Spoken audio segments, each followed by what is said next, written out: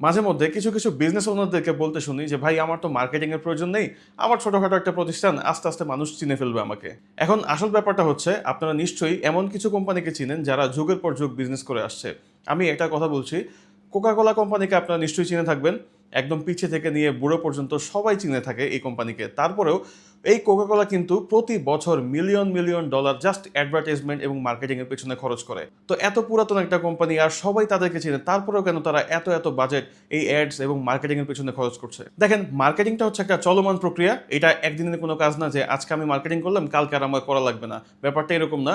এজন্যই কোকা কোলার মতো শতবর্ষী পুরাতন কোম্পানিগুলোও জানে যে মার্কেটে রেলেভেন্ট থাকতে হলে আমাকে ভিজিবিলিটি বাড়াতেই হবে। কারণ মার্কেটে প্রতিনিয়তই নতুন নতুন কম্পিটিশন আসছে, নতুন প্রজন্মের সৃষ্টি হচ্ছে। আর এখনকার সময় কিন্তু মানুষের মধ্যে ডিস্ট্রাকশনটা খুব ইজিলি হয়।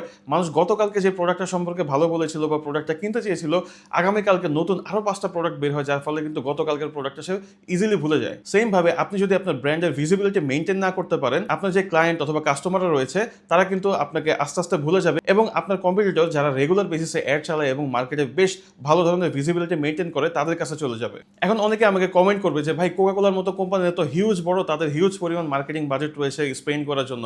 ব্যাপারটা আসলে স্পেন্ডিং এর না বা অ্যাড বাজেটের না, ব্যাপারটা হচ্ছে আপনার কনসিস্টেন্সি আপনাকে মেনটেন করতে হবে।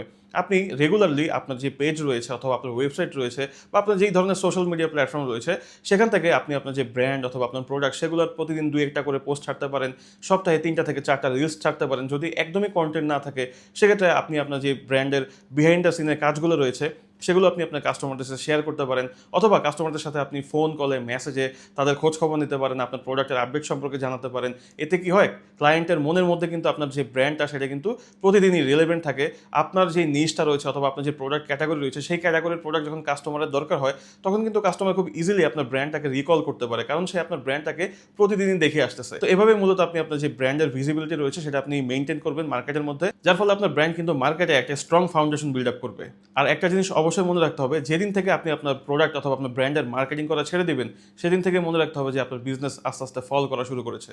আমি ভেবেছিলাম এই ভিডিওর মধ্যে অর্গানিক মার্কেটিং রিলেটেড কিছু কথাবার্তা বলবো, বাট ভিডিওটা অনেক বড় হয়ে যাবে, তাই আর আগালাম না। অর্গানিক মার্কেটিং রিলেটেড ভিডিওটা আমি নেক্সট কোনো ভিডিওতে আপনার সাথে শেয়ার করবো।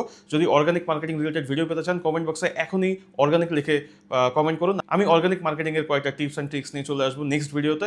তো এই ছিল আজকের ভিডিও। আশা করি ভিডিওটা আপনাদের পছন্দ হয়েছে। এই ধরনের আরও ভিডিও পেতে চাইলে প্রোফাইলে একটা ফলো দিয়ে রাখতে পারেন।